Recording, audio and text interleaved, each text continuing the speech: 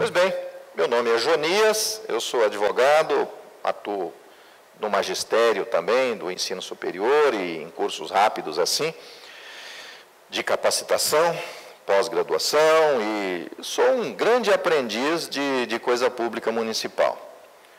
Com os acontecimentos que surgem lá no dia a dia e que nós encontramos em sala de aula, ou até nas consultorias específicas e até avulsas, é que a gente vai aprendendo, encontrando respostas para as demandas. Num painel anterior foi me indagado sobre um tema que é bem recente e não está na apostila, eu gostaria de abordá-lo neste momento. A doutora Ana Carolina citou o 13º, né, para os vereadores. Na verdade, o Supremo Tribunal Federal, ele, no início de fevereiro, agora de 2017, no dia 3, julgou essa questão em repercussão geral.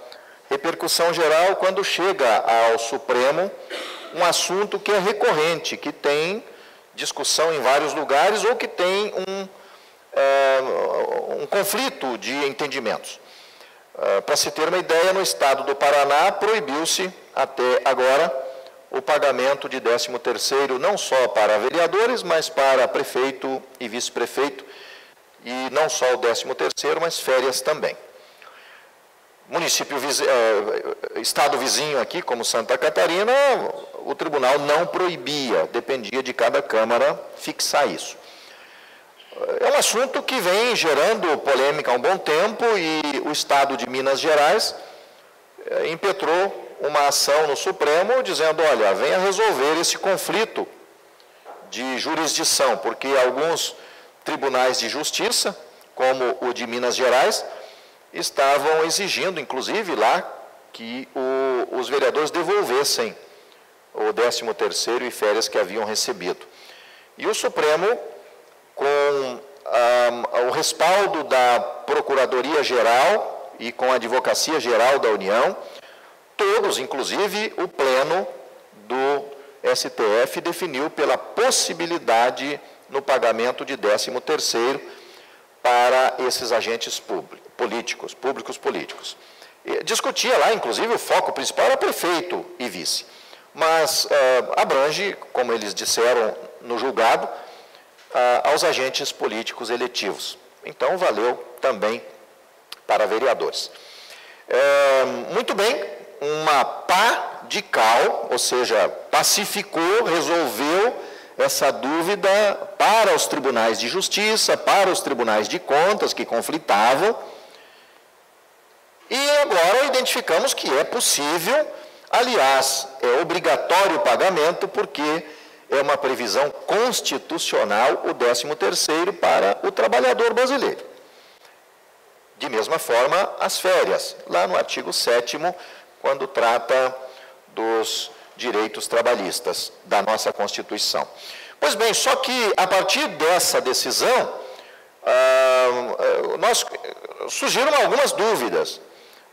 A principal dúvida é que a Câmara Municipal é o único poder dos três poderes, o Legislativo é o único poder, e a Câmara Municipal é a única instância do Poder Legislativo, ou seja, vereadores são, no momento, a única autoridade que se submete ao princípio da anterioridade nos seus subsídios. Nós só podemos fixar de uma legislatura para a outra, de um mandato para o outro. Portanto, o que os vereadores estão recebendo neste mandato atual foi fixado lá antes das eleições, no ano passado, último ano do mandato anterior, valendo para este mandato todinho. Os deputados em Brasília, para vocês terem uma ideia, ela tem 513 deputados federais. Para vocês terem uma ideia, lá prevê que quando o deputado afastar-se do mandato para assuntos particulares, e ele tem essa possibilidade, assim como o vereador tem essa possibilidade. Olha, eu vou afastar sem remuneração para resolver assuntos particulares. Nesse caso, lá na Câmara dos Deputados, até 120 dias não se convoca o suplente. Não sei o que prevê o seu regimento interno. Muitas vezes não esclarece muito bem isso. Então, o que é que nós estamos orientando aqui? Convocação de suplente de vereador, no prazo previsto no regimento interno. O regulamento local também deverá prever prazo para que o suplente assuma o cargo. Em situações justificadas, tal prazo poderá ser ultrapassado sem que isso cause a perda do direito. 2 assuntos aqui eu preciso de avaliar. Primeiro, qual o prazo após a saída do titular para ser realizado, encaminhado o ofício, né? Então, o prazo para a presidência da mesa é qual? Regimento interno. Doutor, meu regimento não diz nada. Já encontrei nesse sentido. O que eu oriento? Convoca para a primeira sessão posterior. Olha, hoje é uma quinta-feira, nós teremos sessão na próxima terça. Na próxima terça o vereador não vai estar presente, o titular. Venha, então, apareça essa convocação da presidência. Acontece que, às vezes, o vereador foi cassado, às vezes ele morreu, é uma situação irreversível. Se essa situação é irreversível, eu posso convocar até para o dia seguinte. Imagina que hoje é quinta e recebemos a notícia, sepultamos o vereador, né? Mas isso acontece com o ser vivo.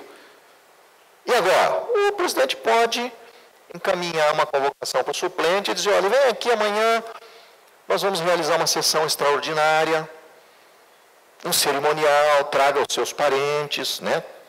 Às vezes é um momento solene, um momento interessante na vida daquela pessoa, convide pessoas, estarão presentes autoridades para prestigiar o ato, afinal de contas, é um representante do povo. Não há problema nisso. Agora, se o regimento interno disser diferente, tem que atender ao que prescreve o regimento interno. Deixa eu te passar o microfone. Alguém sabe onde ele anda? Aqui, muito obrigado.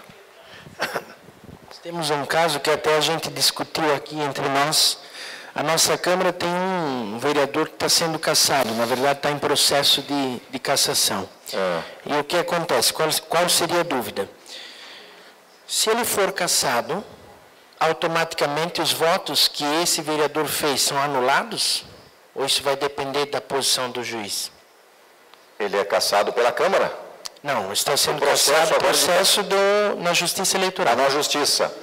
Por compra de voto. Claro, a Justiça vai recompor tudo aquilo e a primeira regra que tem é o seguinte, se cassou aquele vereador porque havia problema no registro da candidatura. Registro acontece lá no mês de julho. Sim. Agosto, agora mudou para agosto, né? Até 15 de agosto é apresentado o registro.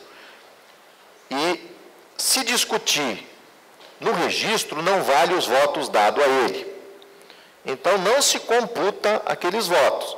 Se o assunto ocorreu posteriormente à eleição... No dia da eleição. A acusação ocorreu no dia da eleição ou posteriormente, precisa de haver uma interpretação se isso afetou os votos, anulou os votos ou não. Caso o judiciário decida pela anulação daqueles votos, obviamente que tem que o sistema judicial refazer o coeficiente. O coeficiente. E aí é o sistema eletrônico. Nenhum ser humano vai fazer. Joga no sistema aquela quantidade a menos e refaz a situação para descobrir cada coligação. É porque temos 3. Então, se anular a votação desse vereador, automaticamente entraria mais um da minha coligação, e não da coligação. Se anular. Caso não anule, daí automaticamente entraria. Pode ocorrer. Agora, nós vamos depender na sentença do juiz, se lá definiu pela anulação dos votos ou não, porque existe cassação que não tem a ver com anulação de votos, e outras que têm. É por aí. Aliás, teve um vereador que veio aqui e me disse isso. Olha, E aí eu sou suplente, foi logo no pós-eleições, né? E eu fiquei como suplente dele. E eu estou articulando lá para assumir, vou assumir, eu digo, calma, de repente não é você. Mas como? Eu sou suplente dele, se ele for cassado, não, vai se anular os votos, volta-se a discussão. Ele saiu todo preocupado daqui, porque já dava como certa isso. Nem sempre é exatamente assim.